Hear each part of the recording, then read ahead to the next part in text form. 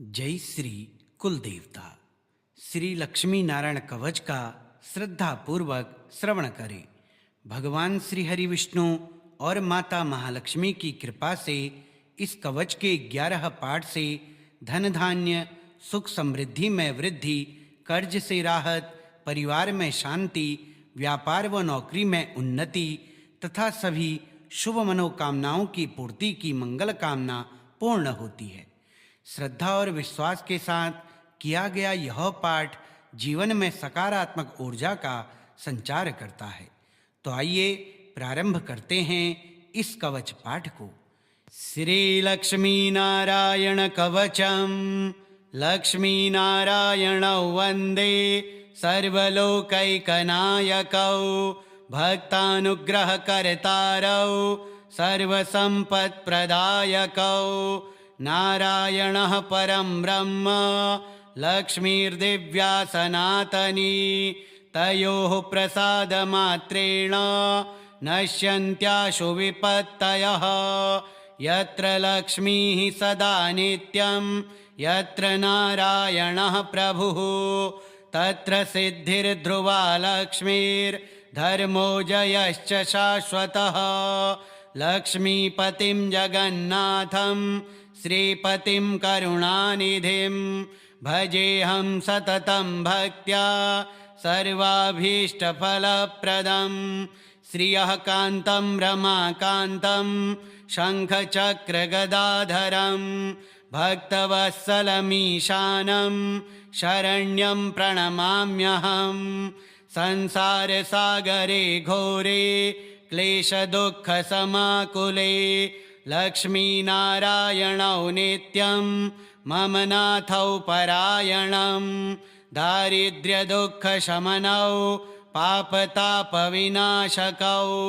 शुभप्रदौ सुखकरौ वन्दे लक्ष्मीजनार्दनौ अनन्तकरुणासिन्धो सर्वमङ्गलकारकौ मदीयजीवनाधारौ लक्ष्मीनारायणौ विभो इदं कवचमव्यग्रः श्रद्धया यः सदा जपेत् लक्ष्मीनारायणप्रीत्या भवेद्भक्तिर्दृढा ध्रुवं लक्ष्मीनारायणौ वन्दे सर्वलोकैकनायकौ भक्तानुग्रहकर्तारौ सर्वसंपत्प्रदायकौ नारायणः परं ब्रह्म लक्ष्मीर्दिव्या सनातनी तयोः प्रसादमात्रेण नश्यन्त्याशु विपत्तयः यत्र लक्ष्मीः सदा नित्यं यत्र नारायणः प्रभुः तत्र सिद्धिर्ध्रुवा लक्ष्मीर्धर्मो जयश्च शाश्वतः लक्ष्मीपतिं जगन्नाथं श्रीपतिं करुणानिधिं भजेऽहं सततं भक्त्या सर्वाभीष्टफलप्रदं श्रियः कान्तं रमाकान्तं शङ्खचक्रगदाधरं भक्तवत्सलमीशानं शरण्यं प्रणमाम्यहं संसारसागरे घोरे क्लेशदुःखसमाकुले लक्ष्मीनारायणौ नित्यं मम नाथौ परायणं दारिद्र्यदुःखशमनौ पापतापविनाशकौ शुभप्रदौ सुखकरौ वन्दे लक्ष्मीजनार्दनौ अनन्तकरुणासिन्धो सर्वमङ्गलकारकौ मदीयजीवनाधारौ लक्ष्मीनारायणौ विभो इदं कवचमव्यग्रः श्रद्धया यः सदा जपेत् लक्ष्मीनारायणप्रीत्या भवेद्भक्तिर्दृढा ध्रुवं लक्ष्मीनारायणौ वन्दे सर्वलोकैकनायकौ भक्तानुग्रहकर्तारौ सर्वसंपत्प्रदायकौ नारायणः परं ब्रह्म लक्ष्मीर्दिव्या सनातनी तयोः प्रसादमात्रेण नश्यन्त्याशु विपत्तयः यत्र लक्ष्मीः सदा नित्यं यत्र नारायणः प्रभुः तत्र सिद्धिर्ध्रुवा लक्ष्मीर्धर्मो जयश्च शाश्वतः। लक्ष्मीपतिं जगन्नाथं श्रीपतिं करुणानिधिं भजेऽहं सततं भक्त्या सर्वाभीष्टफलप्रदं। श्रियः कान्तं रमाकान्तं शङ्खचक्रगदाधरं भक्तवत्सलमीशानं शरण्यं प्रणमाम्यहं। संसारसागरे घोरे क्लेशदुःखसमाकुले लक्ष्मीनारायणौ नित्यं मम नाथौ परायणं। दारिद्र्यदुःखशमनौ पापतापविनाशकौ शुभप्रदौ सुखकरौ वन्दे लक्ष्मीजनार्दनौ। अनन्तकरुणासिन्धो सर्वमङ्गलकारकौ मदीयजीवनाधारौ लक्ष्मीनारायणौ विभो। इदं कवचमव्यग्रः श्रद्धया यः सदा जपेत् लक्ष्मीनारायणप्रीत्या भवेद्भक्तिर्दृढा ध्रुवम्। लक्ष्मीनारायणौ वन्दे सर्वलोकैकनायकौ भक्तानुग्रहकर्तारौ सर्वसम्पत्प्रदायकौ। नारायणः परं ब्रह्म लक्ष्मीर्दिव्या सनातनी तयोः प्रसादमात्रेण नश्यन्त्याशु विपत्तयः।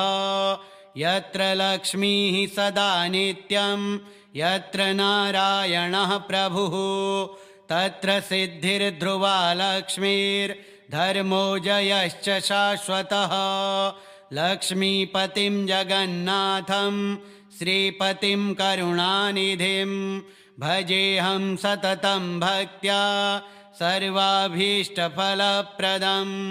श्रियः कान्तं रमाकान्तं शङ्खचक्रगदाधरं भक्तवत्सलमीशानं शरण्यं प्रणमाम्यहं। संसारसागरे घोरे क्लेशदुःखसमाकुले लक्ष्मीनारायणौ नित्यं मम नाथौ परायणं। दारिद्र्यदुःखशमनौ पापतापविनाशकौ शुभप्रदौ सुखकरौ वन्दे लक्ष्मीजनार्दनौ। अनन्तकरुणासिन्धो सर्वमङ्गलकारकौ मदीयजीवनाधारौ लक्ष्मीनारायणौ विभो। इदं कवचमव्यग्रः श्रद्धया यः सदा जपेत् लक्ष्मीनारायणप्रीत्या भवेद्भक्तिर्दृढा ध्रुवम्। लक्ष्मीनारायणौ वन्दे सर्वलोकैकनायकौ भक्तानुग्रहकर्तारौ सर्वसम्पत्प्रदायकौ। नारायणः परं ब्रह्म लक्ष्मीर्दिव्या सनातनी तयोः प्रसादमात्रेण नश्यन्त्याशु विपत्तयः। यत्र लक्ष्मीः सदा नित्यं यत्र नारायणः प्रभुः तत्र सिद्धिर्ध्रुवा लक्ष्मीर्धर्मो जयश्च शाश्वतः। लक्ष्मीपतिं जगन्नाथं श्रीपतिं करुणानिधिं भजेऽहं सततं भक्त्या सर्वाभीष्टफलप्रदं। श्रियः कान्तं रमाकान्तं शङ्खचक्रगदाधरं भक्तवत्सलमीशानं शरण्यं प्रणमाम्यहं। संसारसागरे घोरे क्लेशदुःखसमाकुले लक्ष्मीनारायणौ नित्यं मम नाथौ परायणं। दारिद्र्यदुःखशमनौ पापतापविनाशकौ शुभप्रदौ सुखकरौ वन्दे लक्ष्मीजनार्दनौ। अनन्तकरुणासिन्धो सर्वमङ्गलकारकौ मदीयजीवनाधारौ लक्ष्मीनारायणौ विभो इदं कवचमव्यग्रः श्रद्धया यः सदा जपेत् लक्ष्मीनारायणप्रीत्या भवेद्भक्तिर्दृढा ध्रुवम् लक्ष्मीनारायणौ वन्दे सर्वलोकैकनायकौ भक्तानुग्रहकर्तारौ सर्वसम्पत्प्रदायकौ नारायणः परं ब्रह्म लक्ष्मीर्दिव्या सनातनी तयोः प्रसादमात्रेण नश्यन्त्याशु विपत्तयः यत्र लक्ष्मीः सदा नित्यं यत्र नारायणः प्रभुः तत्र सिद्धिर्ध्रुवा लक्ष्मीर्धर्मो जयश्च शाश्वतः लक्ष्मीपतिं जगन्नाथं श्रीपतिं करुणानिधिं भजेऽहं सततं भक्त्या सर्वाभीष्टफलप्रदं श्रियः कान्तं रमाकान्तं शङ्खचक्रगदाधरं भक्तवत्सलमीशानं शरण्यं प्रणमाम्यहं संसारसागरे घोरे क्लेशदुःखसमाकुले लक्ष्मीनारायणौ नित्यं मम नाथौ परायणं दारिद्र्यदुःखशमनौ पापतापविनाशकौ शुभप्रदौ सुखकरौ वन्दे लक्ष्मीजनार्दनौ अनन्तकरुणासिन्धो सर्वमङ्गलकारकौ मदीयजीवनाधारौ लक्ष्मीनारायणौ विभो इदं कवचमव्यग्रः श्रद्धया यः सदा जपेत् लक्ष्मीनारायणप्रीत्या भवेद्भक्तिर्दृढा ध्रुवम् लक्ष्मीनारायणौ वन्दे सर्वलोकैकनायकौ भक्तानुग्रहकर्तारौ सर्वसम्पत्प्रदायकौ नारायणः परं ब्रह्म लक्ष्मीर्दिव्या सनातनी तयोः प्रसादमात्रेण नश्यन्त्याशु विपत्तयः यत्र लक्ष्मीः सदा नित्यं यत्र नारायणः प्रभुः तत्र सिद्धिर्ध्रुवा लक्ष्मीर्धर्मो जयश्च शाश्वतः लक्ष्मीपतिं जगन्नाथं श्रीपतिं करुणानिधिं भजेऽहं सततं भक्त्या सर्वाभीष्टफलप्रदं श्रियः कान्तं रमाकान्तं शङ्खचक्रगदाधरं भक्तवत्सलमीशानं शरण्यं प्रणमाम्यहं संसारसागरे घोरे क्लेशदुःखसमाकुले लक्ष्मीनारायणौ नित्यं मम नाथौ परायणं दारिद्र्यदुःखशमनौ पापतापविनाशकौ शुभप्रदौ सुखकरौ वन्दे लक्ष्मीजनार्दनौ अनन्तकरुणासिन्धो सर्वमङ्गलकारकौ मदीयजीवनाधारौ लक्ष्मीनारायणौ विभो इदं कवचमव्यग्रः श्रद्धया यः सदा जपेत् लक्ष्मीनारायणप्रीत्या भवेद्भक्तिर्दृढा ध्रुवम् लक्ष्मीनारायणौ वन्दे सर्वलोकैकनायकौ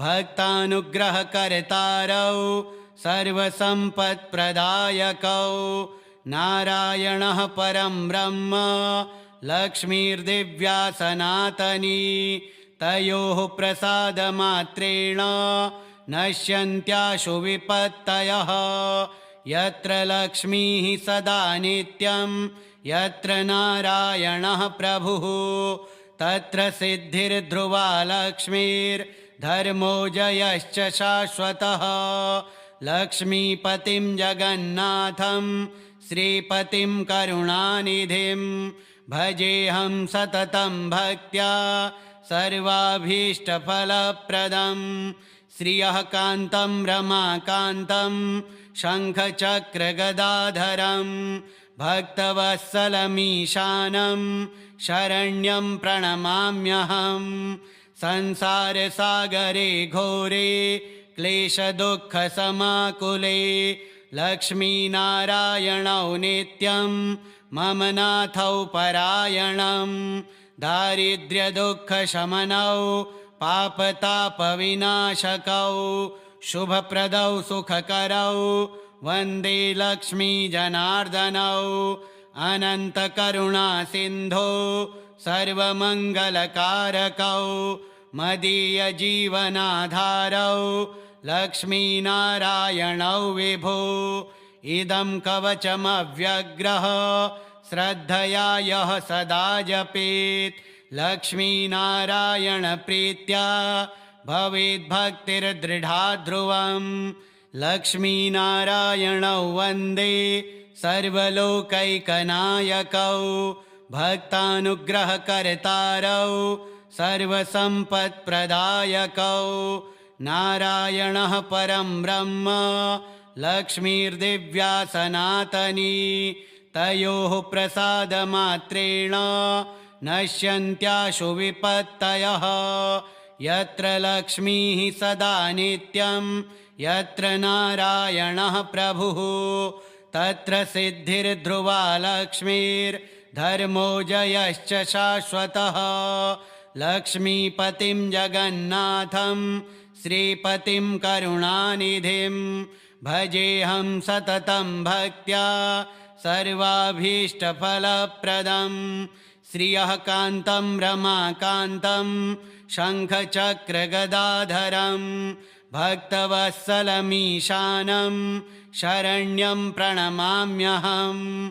संसारसागरे घोरे क्लेशदुःखसमाकुले लक्ष्मीनारायणौ नित्यं मम नाथौ परायणं। दारिद्र्यदुःखशमनौ पापतापविनाशकौ शुभप्रदौ सुखकरौ वन्दे लक्ष्मीजनार्दनौ।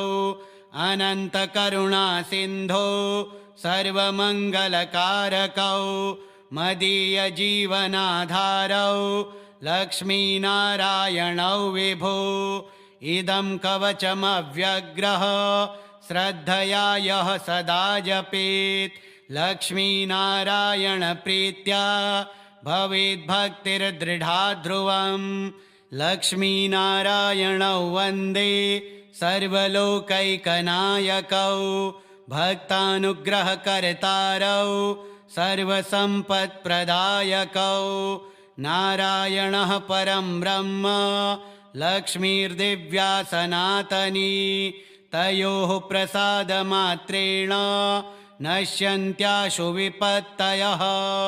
यत्र लक्ष्मीः सदा नित्यं यत्र नारायणः प्रभुः तत्र सिद्धिर्ध्रुवा लक्ष्मीर्धर्मो जयश्च शाश्वतः।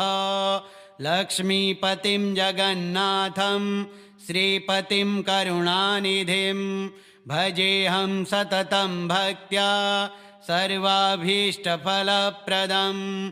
श्रियः कान्तं रमाकान्तं शङ्खचक्रगदाधरं भक्तवत्सलमीशानं शरण्यं प्रणमाम्यहं। संसारसागरे घोरे क्लेशदुःखसमाकुले लक्ष्मीनारायणौ नित्यं मम नाथौ परायणं। दारिद्र्यदुःखशमनौ पापतापविनाशकौ शुभप्रदौ सुखकरौ वन्दे लक्ष्मीजनार्दनौ। अनन्तकरुणासिन्धो सर्वमङ्गलकारकौ मदीयजीवनाधारौ लक्ष्मीनारायणौ विभो। इदं कवचमव्यग्रः श्रद्धया यः सदा जपेत् लक्ष्मीनारायणप्रीत्या भवेद्भक्तिर्दृढा ध्रुवम्। लक्ष्मीनारायणौ वन्दे सर्वलोकैकनायकौ भक्तानुग्रहकर्तारौ सर्वसम्पत्प्रदायकौ। नारायणः परं ब्रह्म लक्ष्मीर्दिव्या सनातनी तयोः प्रसादमात्रेण नश्यन्त्याशु विपत्तयः यत्र लक्ष्मीः सदा नित्यं यत्र नारायणः प्रभुः तत्र सिद्धिर्ध्रुवा लक्ष्मीर्धर्मो जयश्च शाश्वतः लक्ष्मीपतिं जगन्नाथं श्रीपतिं करुणानिधिं भजेऽहं सततं भक्त्या सर्वाभीष्टफलप्रदं श्रियः कान्तं रमाकान्तं शङ्खचक्रगदाधरं भक्तवत्सलमीशानं शरण्यं प्रणमाम्यहं संसारसागरे घोरे क्लेशदुःखसमाकुले लक्ष्मीनारायणौ नित्यं मम नाथौ परायणं दारिद्र्यदुःखशमनौ पापतापविनाशकौ शुभप्रदौ सुखकरौ वन्दे लक्ष्मीजनार्दनौ अनन्तकरुणासिन्धो सर्वमङ्गलकारकौ मदीयजीवनाधारौ लक्ष्मीनारायणौ विभो इदं कवचमव्यग्रः श्रद्धया यः सदा जपेत् लक्ष्मीनारायणप्रीत्या भवेद्भक्तिर्दृढा ध्रुवम् श्रीलक्ष्मीनारायणकवचं लक्ष्मीनारायणार्पणमस्तु।